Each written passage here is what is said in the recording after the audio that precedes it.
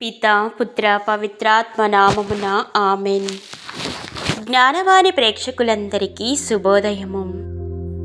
ప్రియ సహోదరి సహోదరులారా, ఈరోజు మనము పునీత ఆగ్నేసమ్మ గారి పండుగను జరుపుకుంటున్నాము.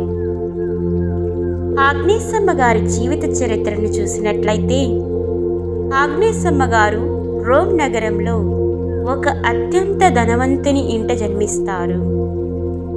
సుగుణమైనటువంటి శరీరము, మనస్సు, ఆత్మ కలిగినటువంటి వ్యక్తి ఆగ్నేస్ గారు.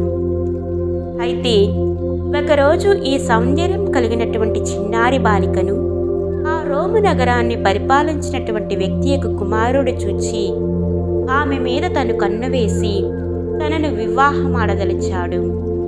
అయితే ఆ ప్రాయంలోనే, అనగా సుమారు 10-12 సంవత్సరాల ప్రాయంలోనే ఆగ్నేసమ్మ గారు ఒక నిర్ణయం తీసుకుంటారు.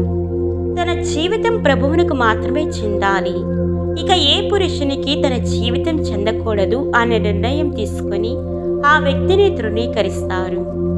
అయితే ఈ రాజు ఆగ్నేసమ్మ గారికి ఒక అవకాశం ఇస్తారు. అదేమనగా, నీవు ఎంతో సౌందర్యవతివి, నీవు కనుక చక్కగా వస్త్రాలను ధరించి మా వద్ద వచ్చేటువంటి అతిథులకు విందు చేసినప్పుడు నీవు చక్కగా ఒక సౌందర్యవతిగా దర్శనమిస్తే చాలు, నిన్ను మేము కాచి కాపాడుతాము, ఏ అపాయం లేకుండా చూస్తాము, అంతేకాకుండా మా ఆస్తి పాస్తులన్నిటినీ నీకు ఇస్తాము అని ఆగ్నేసమ్మ గారితో చెబుతారు. ఆగ్నేసమ్మ గారు తన మనసులో, సరే, కనీసం ఇలా చేస్తే నన్ను చంపరు అని సరే అంటారు. అయితే అక్కడికి వెళ్ళిన తరువాత ఆ రాజు ఆగ్నేసమ్మ గారితో ఇలా చెప్తారు: క్రీస్తు ప్రభువును అనుసరించే వారికి మా రాజకోటలో ప్రవేశం లేదు, కనుక నీవు ఈ రాజకోటలో ప్రవేశించాలంటే ముందు ప్రభువుని విడనాడాలి అని ఆమెను అడిగినప్పుడు ఆమె దానికి ఏమాత్రం సంకోచించకుండా తృణీకరించారు. దానితో ఈ రోమన్ చక్రవర్తి క్రూరమైన ఆలోచనలు కలిగి ఆగ్నేసమ్మ గారిని చంపాలనుకున్నాడు. ఆ రోజుల్లో రోమన్ చట్ట ప్రకారము కన్యక అయినటువంటి వారికి మరణ శిక్ష అనేది ఉండదు. అంటే ఈమెను చంపాలంటే ఈమెకు ఉన్నటువంటి కన్యత్వాన్ని చెడిపేయాలని ఆమెను ఒక వ్యభిచార గృహంలో నిర్బంధిస్తారు. ఆమెను ఎవరైతే చెడు దృష్టితో చూశారో వారికి కళ్ళు పోయి గ్రుడ్డివారైపోయారు. దేవుడు తనను కాపాడారు.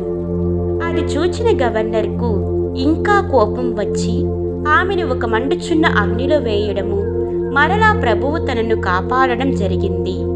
తరువాత ఆమెను రాజభటులు తీసుకెళ్లి కత్తితో పొడిచి చంపేశారు. ఆ ప్రభువు కోసము 12 సంవత్సరాల ప్రాయంలోనే వేదసాక్షి మరణాన్ని పొందారు. ఆగ్నేస్ అంటే లాటిన్ భాషలో గొర్రెపిల్ల అని అర్థము, గ్రీకు భాషలో స్వచ్ఛమైనది, పరిశుద్ధమైనది అని అర్థము. కాబట్టి ప్రియ సహోదరులారా, ఆగ్నేసమ్మ గారి జీవితము మనందరికీ సుమాతృక కావాలి. పాపం చేయడం కంటే ప్రభువు కోసం మరణించడం మేలు అని మన జీవితంలో అనుకుంటే మనం ఎప్పటికీ పాపాలు చేయము.